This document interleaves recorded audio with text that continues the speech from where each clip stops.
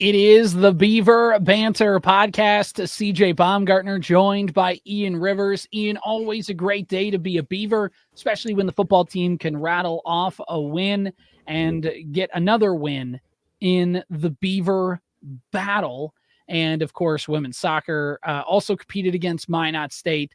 A little bit different result, but the important thing is the good Beavers won the football game, and Bemidji State got another win in that department. Ian, what'd you see in that football game on Saturday against a shifty offensive team in MacNaughton State with that triple option? CJ, I'm not going to lie to you. I didn't see much. I'm coming off the heels of a pretty bad weekend. I got pretty sick on Saturday morning, and I thought it was just a lack of sleep and maybe some bad allergies. That did not turn out to be the case. So I ended up falling asleep right around noon, woke up about halftime of the Beaver football game. Didn't catch a lot of it. I'm not going to lie to you. I did see that for the most part, the run game was held under control for MacNaughton State, minus a couple of big plays. I think one that you put in the Discord, and then I immediately said, I don't know about all that, because I think they had one big play. It was literally, I put in there, I was like, MacNaughton State had basically 1 yard per rush average in the first quarter. And within minutes of sending that message out, MacNaughton State ripped off a big run to get into field goal range. But outside of that, that's all really they were able to do offensively. So my point still stands, despite the broadcaster jinx trying to do its darndest. Right. I mean, BSU, 16 first downs to MacNaughton State's 9. BSU total rushing. I mean, they outrushed MacNaughton State. That's going to win you the football game when MacNaughton State is running that triple option offense.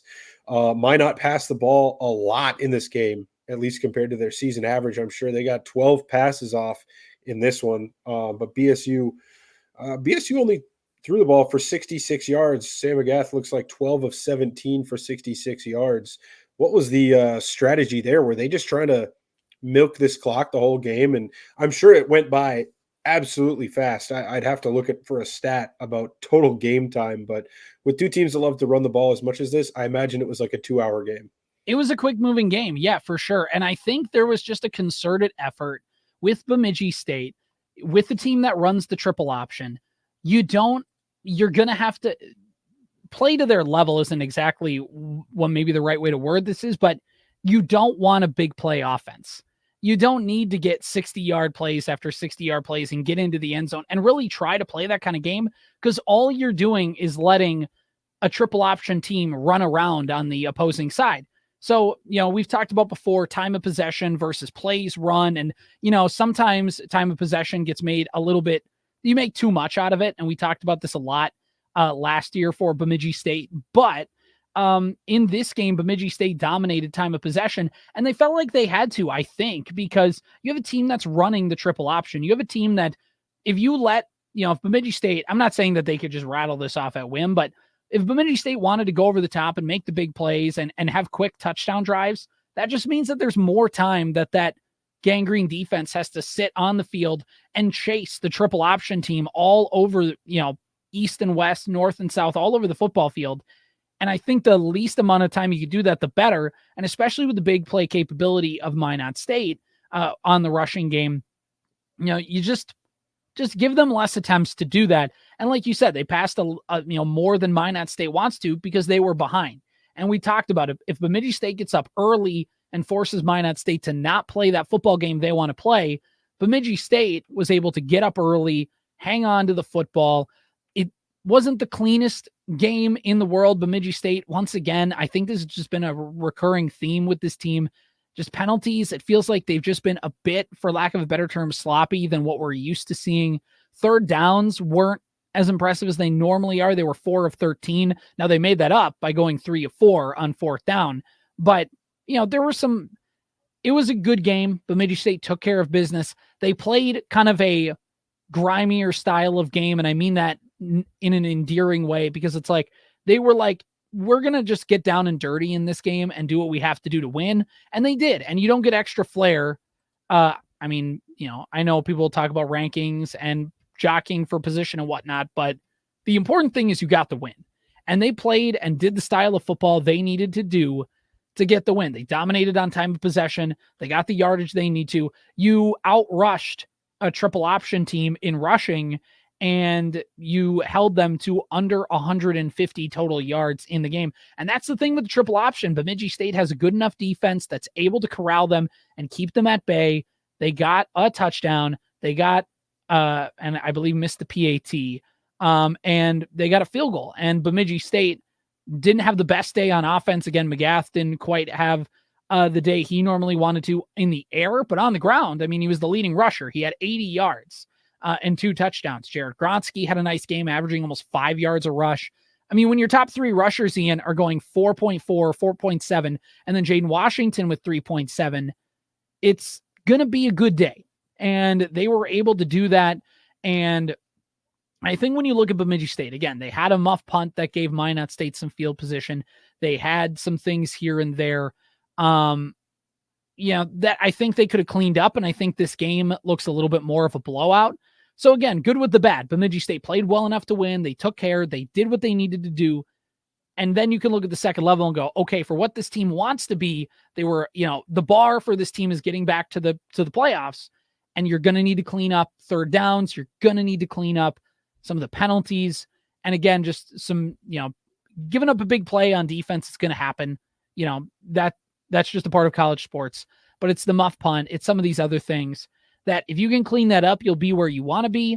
So all in all, a good day for Beaver football, even if the product, wasn't necessarily that high flying Bemidji State football we're all used to seeing. They played well enough to win, and they were able to do that. And credit to the defense who really held that Minot State offense in check. Yeah, that's a huge surprising stat to me. See Sam McGath, 18 carries on the game, and I'm sure that a lot of that was just designed runs, because that's what we used to see him do a lot in the past. But like you said, it seemed like a pretty clean game. As far as I can tell from the box score, no turnovers for this team in this game. Well, there was a muff punt, but that. Okay, yes. So one turnover, muff punt. But it looks like they split the turnover battle because they recovered one fumble as well. So yeah, you're not losing the turnover battle. Muff punts don't quite count as turnovers, I think, because the possession never changed. Yeah, that's technically how that goes down. So, but it feels like it. So, right. Yeah, it not ideal to be muffing a punt, but like you said, what matters right now, the season's already 2 losses, one of them pretty ugly. What matters is just getting the results and getting wins, and you're going to try to get into the top echelon of teams coming down the stretch here. You've got some opportunities to knock off some teams that are going to be right around where you're at in the standings. So hopefully you can try to climb up there and at least contend for a share of an NSIC title yet again. And that's, I think, what they did this weekend against Minot State. Like we said before the game, weren't super worried about it. It just was getting out in front of them early, making them a little uncomfortable. And then, they're pretty one-dimensional. So all you got to do is pin your ears back and look for the football. And yeah, the 12 times a game that they're going to pass it, you just got to make sure you don't give up any big plays. And the Beavers seem to do a good job of that. Yeah, and they get the win. And as we talked about, this was kind of the last, not that you look past an opponent, but it felt like the last gimme game of the season for Bemidji State, because now things get a little trickier. Before we talk about the game against Winona State, Ian, to press your vocal cords a little bit, are we good to go around the NSIC? Absolutely, yeah. So the first game was in St. Paul, Concordia St. Paul, and MSU Moorhead. All Moorhead does is play in banger games. I mean, a tight one, if you're a Dragon fan, 34-31 win over Concordia St. Paul.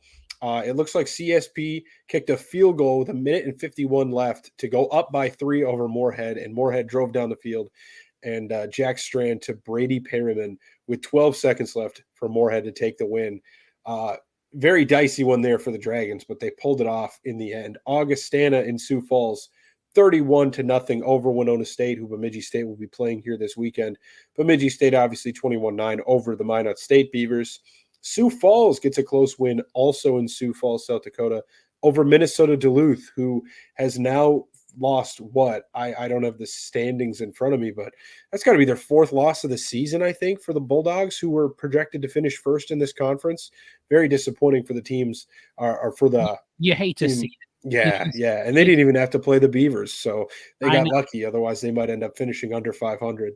I mean, remember at the beginning of the year when that list came out, we all kind of looked at it, went, huh? Duluth? Huh?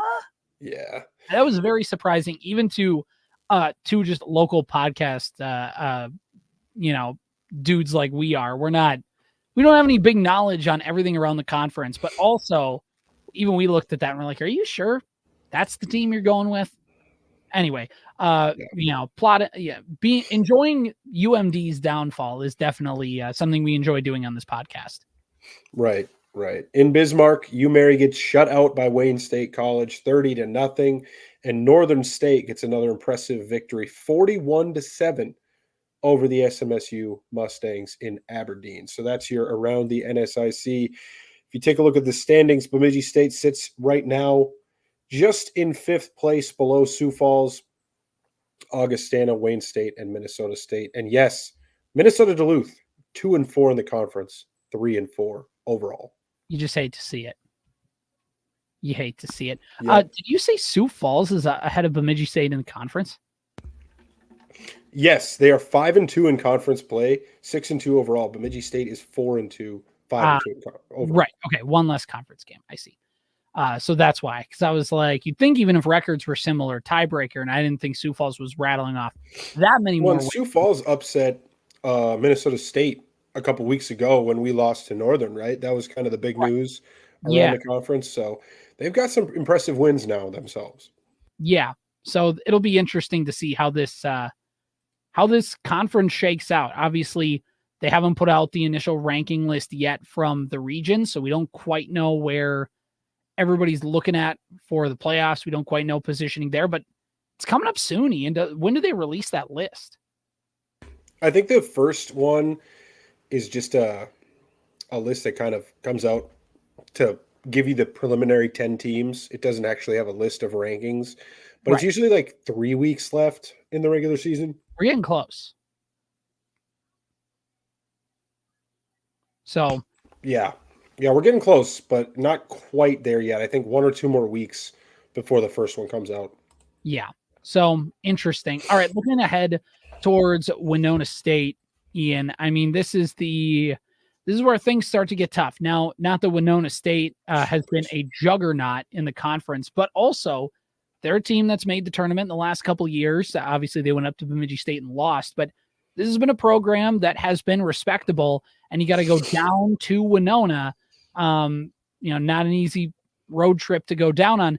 So, yeah, all things to say, Bemidji State should be favored to win this matchup. That being said, it's never easy against a team like that, especially in this conference. Yeah, you look at where they both rank in the conference. I think Winona State, the only thing they're leading Bemidji State in terms of statistics is passing offense. Everything else, Bemidji State is either right above them or solidly above them. It seems like Winona has been like Bemidji State light this year, almost, if you want to say that. Just not quite as good on the ground, not quite as good on defense. Their scoring defense is not nearly as good as Bemidji's. So it's been a little bit of a Bemidji State light. I would expect Bemidji State. Yeah, I think that they're pretty comfortable in this game. I mean, the kicker is that it's the NSIC, and it's been absolute chaos this season, and you're going on the road. So you really just can't take the game lightly, especially because Winona has played pretty well, even for a 3-4 team this year. Yeah, it's a tough conference. So sometimes things break your way, and instead of being 5-2 like Bemidji State is, you end up being 3-4 like Winona State is. Looking at their official website and looking at their stats, they're a team that averages about 24, 25 points a game. They average about 7. I feel like I'm reading this website wrong, but it says they're averaging 72 rushing yards a game and averaging 60 passing yards a game. I feel like that can't be right as I'm looking into some of this stuff, but yeah, I see 160 average rush yards a game. Yeah, there has to be something messed up with their stat accumulation stuff. It could be. Yeah. Because this can't be right based on the stuff I'm looking at. But Yep. So what I'm seeing is 8th in the conference for rushing offense for Winona State at 160 a game. Bemidji State at 179 a game, 3rd in the conference. Rush defense, Bemidji State 2nd, 94 yards a game, and Winona State in 5th, but 136 yards per game. So basically double what Bemidji State gives up on the or not. No, 94 to 136 is not double. I was thinking 60 some, but yeah, like I said, most of those statistical categories, other than passing yards, Bemidji State is right around where Winona is. And even passing yards, Winona's only got it by 16 passing yards a game. So it'll probably be a pretty good game. I wouldn't expect it to be a blowout, but that's just not the brand of football that Bemidji's really played this year. If I'm honest, running the ball, unless you're like an elite team at it, you're rarely going to be in a situation where you're winning the game 70-0. Right. And by the way, looking at now I'm on the NSIC website that's got a little bit better stuff here. Looking at Winona State. So they played last week against Augustana, as you mentioned, and they lost 31-0. According to their website, it's the first time they've been shut out since 2010. So this is an offense. If you look at points scored overall in the season, Bemidji State has they're 6th in the conference. Winona State is 7th, and there's about a 13-point separation between these two teams. So, the shutout does count. It does matter in their overall points per game, but also, it's a bit of an outlier. It maybe skews the numbers a little bit. At the same time, these two offenses, like you talked about, are fairly similar. And where I think Bemidji State has the edge is definitely got to be in defense. While Winona State does have a top 5 defense and points scored, Bemidji State Beavers, gangrene defense, 98 points allowed so far this season. The only NSIC team yet to allow less than 100 total points. And that's where I think Bemidji State has the advantage. Both offenses are going to be fairly similar. And I think it's going to come down to the defense. And also by extension with offense, it's going to come down to which offense can turn the ball over less and win the turnover battle. And it's things that are simple. And it's like, I simply would dominate time of possession and win the turnover battle. Yeah, that's what all good teams do. So I simply would just score more points than the other team. Why hasn't anybody thought of this? But when you look at this game, it's going to come down to if Bemidji State's offense can do just enough. Can they get you 20 points? You're going to win the game. And I think that'll be the magic number for Bemidji State, is getting to 20 points should get them a victory. 21 got them a victory last week, a comfortable one, even if the scoreboard maybe didn't reflect it. I think defense is going to come down to this one, and Bemidji State has the better defense. So defense travels, all those cliches. I think that's what it comes down to, and I think Bemidji State gets the win. Yeah, if you want to look at some other areas where Bemidji State has excelled this year, look no further than third downs that you brought up. Last game, maybe not so great offensively, but Bemidji State still has the top third down conversion rate in the NSIC. 48 of 101, 47.5% on third downs. That's the best in the conference. Opponent third down conversion rate, just 28% Bemidji State allows. That's top in the conference. And in fourth down conversions, they're not much further behind. 2nd in the offensive side on fourth down conversions, 3rd on opponent fourth down conversions. And then another thing to note, you mentioned time of possession. These are the top 2 teams in the conference at time of possession. Bemidji State averages 33 minutes per game with the ball. 33 minutes and 18 seconds. Winona State averages 32 minutes and 34 seconds. So these teams are going to be quite literally playing tug of war for the ball, I think, on Saturday when they meet up in Winona. Winona does have a pretty poor red zone offense. They only score on 57% of their red zone trips, it looks like, which is staggeringly low. Bemidji State up at 76%. So that'll play. That's a big advantage. So you look at some of these, I don't want to call them analytical stats because it's just like red zone and third down conversion percentages, but Bemidji State does lead in a lot of these statistical categories, including red zone defense. So I do think you're right. I think Bemidji has the advantage in this game. I think they can grind out a win. I think it's something like, 24-14, maybe 24-17, but I think they get it done. I think Bemidji State wins this game 24-10. I'm going to go with that one. Boom. Done. Perfect. Taken care of. We move, and then we worry about the couple other opponents, the three other opponents in Wayne State, MSU Moorhead, and Augustana. But that is for a later podcast. Ian, let's shift gears here, and I just want to mention over the weekend, Bemidji State volleyball. When we last talked, we did not get an opportunity to mention their matchups with Minnesota Crookston. That was a dig pink game at Bemidji State. And then they went on the road to number 5 St. Cloud State. Less than ideal. You knew going into a top 5 St. Cloud State that was going to be tough. You lose in 3 sets. You then play Minnesota Crookston and you lose in 4 sets on your home floor on Thursday evening. And that's one where if there's any chance to get a win in the conference, it was that one, because Minnesota Crookston, I believe that was, if you look at the recap, I think that was their first NSIC win. It was. Both teams were winless in conference play. Crookston was 0-6, Bemidji State 0-7, and the Golden Eagles came into your place and won. Just not ideal, and there's not too many more games on the schedule that you can see as getting your first NSIC win without, a lot of things being, without having a really, really good game, because you have number 25 Minnesota Duluth on the road. You then go on the road to Minot, Mary, and Crookston.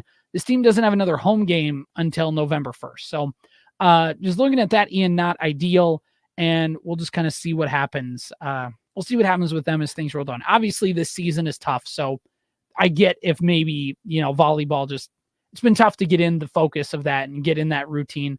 Understandable. But if we're just looking at on-field results, this is just kind of, or on-court results, this is what it's been like for the BSU volleyball team. Okay, Ian, shifting gears, let's talk women's soccer. They didn't necessarily have a great weekend themselves. Not awful, but not ideal either. Yeah, I think I said 4 to 6 points was the expectation over the weekend. They came, they stayed home, and they got 1 out of the weekend. They had to rescue it, too, from that game against Mary in the second half, where they equalized, courtesy of, I believe it was Grace Swatch, was the goal scorer, assisted by Maggie Kramer. It was in the 62nd minute of the game. So they did rescue a point from that one, which could be big, because Mary's one of those teams that you're going to be trying to stave off come the end of the season. They are currently only 1 point behind you, so they would have leapfrogged you had you not taken those points away from them. But yeah, a little bit of a disappointing weekend. Like we talked about with the Minot State game, most of those Beaver battles are 1-0, just drag down, fight through the mud. And we mentioned the offensive struggles for Minot State this year. Well, they got a goal, and the Beavers of Bemidji State didn't, even though actually Minot State was out shooting Bemidji State in this game 8-4. And in terms of shots on target, it was 4-2. So just, a little bit of a disappointing game there. If you were looking to hope to challenge Mankato, you probably needed to come away with, like I said, at least 4 points from this weekend. Mankato did drop points this weekend, so you would have had an opportunity to make up on them if you would have gotten a sweep, but that's in the past, and now you're 7 points behind them, and the focus is starting to shift a little bit again towards making the playoffs and trying to secure home field advantage in the first round of the playoffs, and potentially as high a seed as you can get, because, if for some reason Mankato does hold on to the lead in the conference and they get upset in the first round, then the tournament will be hosted by Bemidji, depending on how far you can make it, into that tournament. So that's kind of what it's going to be focus shifted on here coming down the stretch. It's a tough weekend, but as head coach Jim Harbaugh said, we don't lose, we win, and we learn. And that's what the Beavers have to do from this weekend. Sorry, had to throw the Charger reference in there. Last night was horribly depressing. Well, I was going to say, you didn't get it in last week, and I knew you'd make a concerted attempt to get a Chargers reference in here this week. But I also didn't know if you would, because of how last night's game turned out. So I didn't know if you'd be. Hey, we're back. We're back like we never left. Herbert throwing for 350 yards, and the offense still can't get in the end zone. We're back like we never left, man. It's over. Chargers get a competent kicker, and then the monkey's paw curls, and it's like you're going to use them a lot. Yeah. Yeah, he's gonna need some a bigger contract. I think he's already like one of the highest paid kickers in the league. If they pay him per field goal, Dean Spanos is going to tell them to bench him. Yeah, we need to, man. Anyways, yeah, shifting focus to this next weekend on the road in Wayne, Nebraska and Sioux Falls, South Dakota. Bemidji State takes on Wayne State College in Augustana on Friday and Sunday. And these are games against teams that are below you, technically below you. Augustana currently tied with you, but they're listed as below you on the standings page. And Wayne State, one of those borderline fringe teams right now that are trying to fight their way into the playoffs. So I know it's on the road, but you just had a little bit of a stumble on the home soil this weekend, or on the home turf, I should say. You got to go on the road and make up for it now, and hopefully get, at least 3 points out of Wayne State, and at least a draw with Augustana, hopefully a win to kind of cement yourself back as one of those top 4 teams for sure in the conference. Right now you are, but you're in a 3-way tie for second with Augustana and St. Cloud, with you, Marion, Northern, and Concordia not that far behind. So it's going to be a big weekend. The Beavers have not a easy stretch of games. Wayne State, technically, I think the second easiest opponent they'll have for the rest of the season. If the Beavers are going to get home court or home turf in the playoffs in the first round, they're going to earn it. They've got Augustana, who is, again, one of those 3 teams tied with them. Then next weekend, Minnesota State and Concordia St. Paul. Both of those games are at home, but both of those teams are currently sitting in the playoffs. Concordia right now only 3 points behind Bemidji State. And then they end the season off against Minnesota Duluth, which, you can't really take any opponent not very seriously, but Minnesota Duluth only has 2 wins on the season. So hopefully that could be an easy 3 points if the Beavers need to make up some ground on the final day. But got to take care of business this weekend going on the road. Yeah, it's gonna be a tough one, and didn't have the weekend you want. We move, figure things out. BSU women's soccer always finds a way. That no matter how weird things can get, no matter how, if they have a bad game, they usually turn it around. They don't usually stack bad weekends on top of each other. It's why they've been successful, and we'll see what happens in the next weekend. Ian, as we look at the calendar for a couple other sports across Bemidji State, the NSIC cross-country championships are happening on Saturday, so best of luck to Bemidji State cross-country.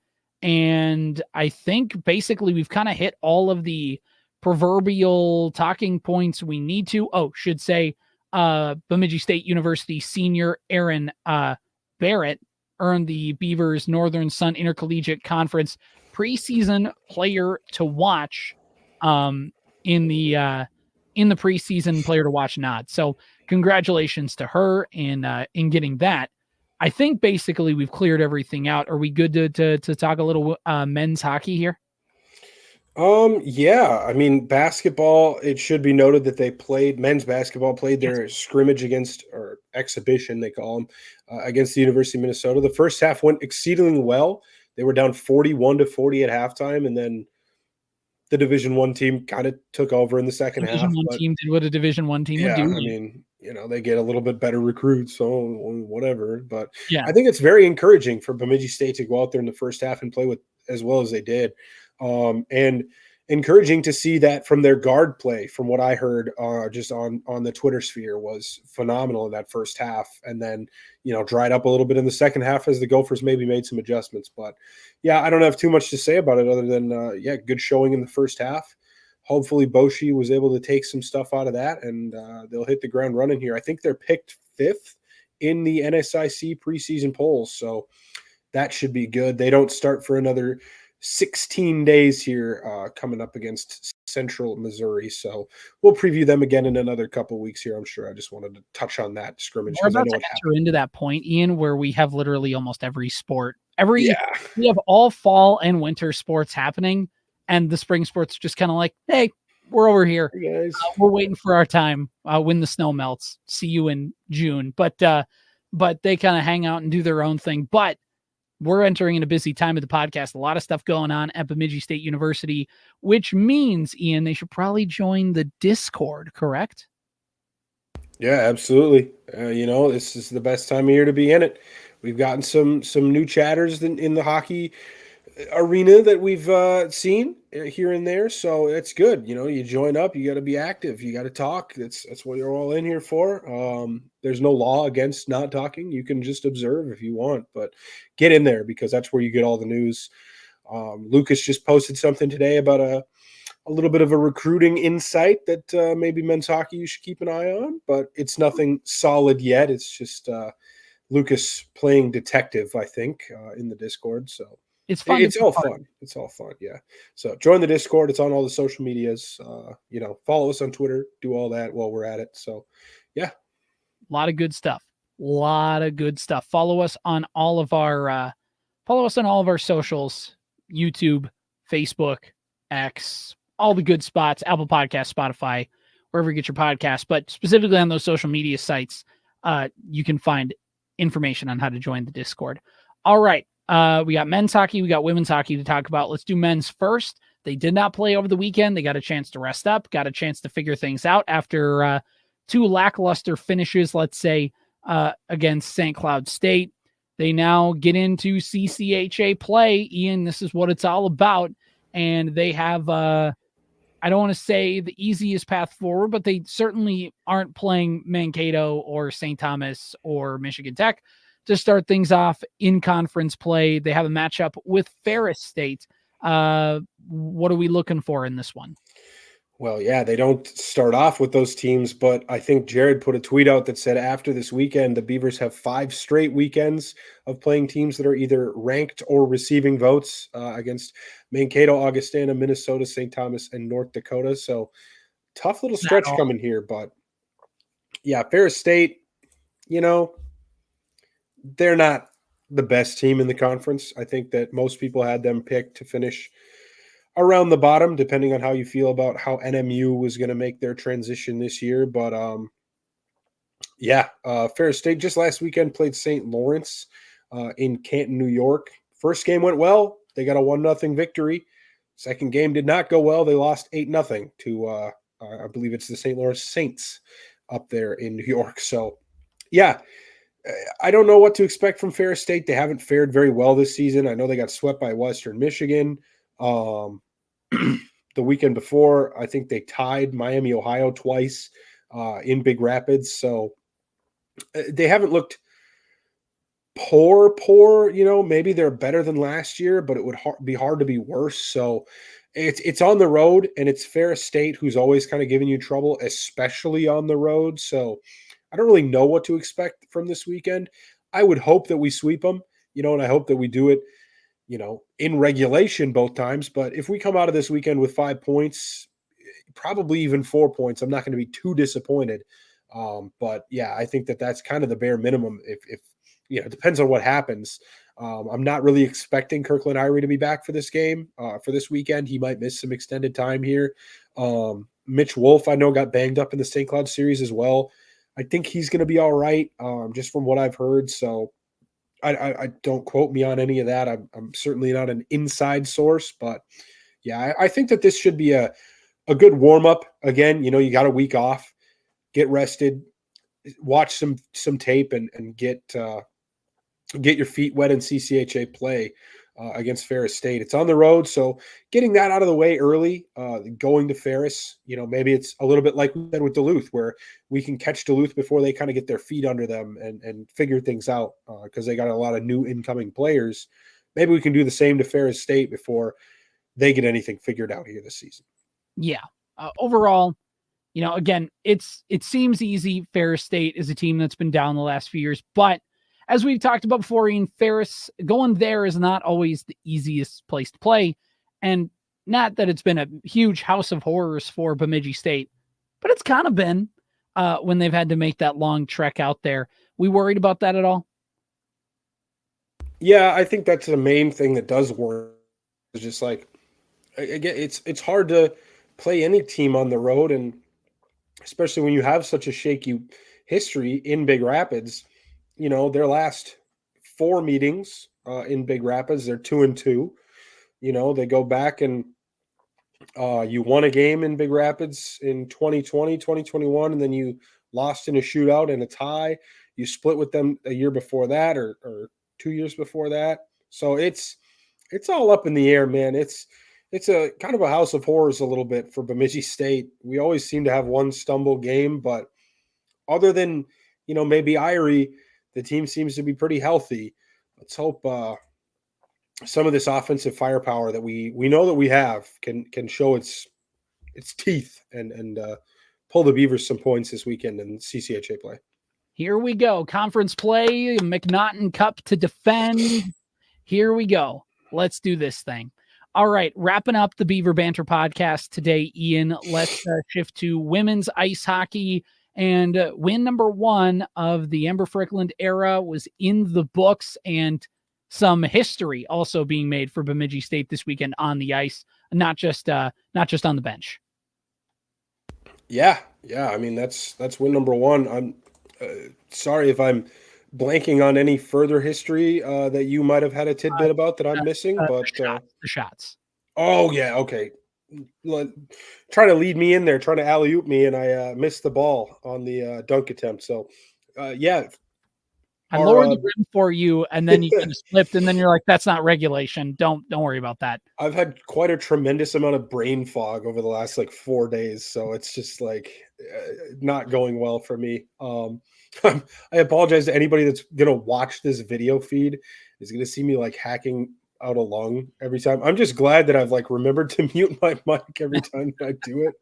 I just look down in fear every time. This is the most important thing, and Ian just yeah, that would be great. But yeah, Hailey Armstrong on Friday night, who is, by the way, this weekend's Beaver Banter Athlete of the Week. Hailey Armstrong, she got 3 goals on Friday, and that came on the back of 14 shots, CJ.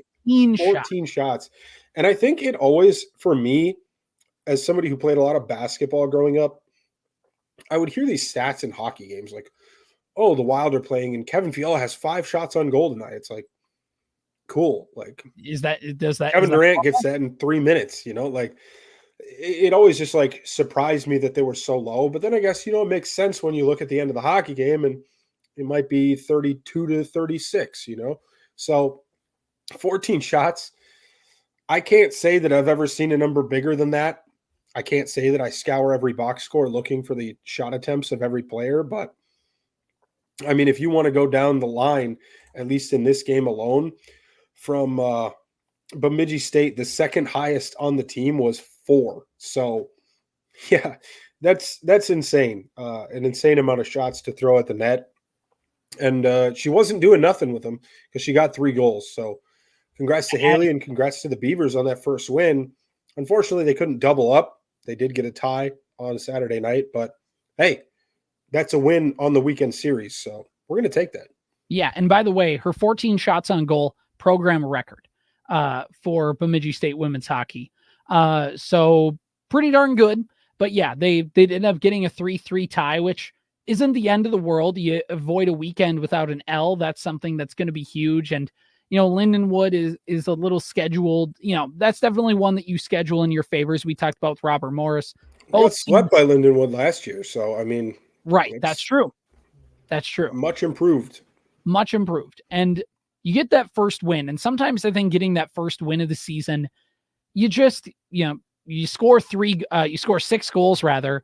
And we talked about, how the offense has been an issue for the team early on. And then of course they have a game like that. And then they score 3 goals just to shut us up after that. Now things get a little tougher, just a smidge for women's hockey. They go on the road to Madison to take on number 1 Wisconsin. Then they host the Golden Gophers. And then, you have maybe some more winnable games on your schedule with St. Thomas coming up. But then you have Duluth and Mankato and the Gophers all coming up before around the new year. So it's not an easy next couple weeks for this hockey team, but hey, it's an opportunity to see how you shake up now that you maybe got a little energy, a little more momentum with this program. Now that Coach Fryklund got her first win, Armstrong had the weekend she had. So overall, it's not as good of a week as you can have for Bemidji State women's hockey, but it's still in the top percent of outcomes, top percentile. It's not the 100th, but it's like 85th, like it's a very respectable, like if you came into the weekend and I said Bemidji State wins one night, ties the next, I think we before the weekend go, cool, that's a nice weekend for them. And it's always tough when you win the first game the way you do and then tie in the second game, because then it feels like it's a letdown rather than tying on Friday night and winning big on Saturday. But that's a good weekend for them. It's a good weekend for them.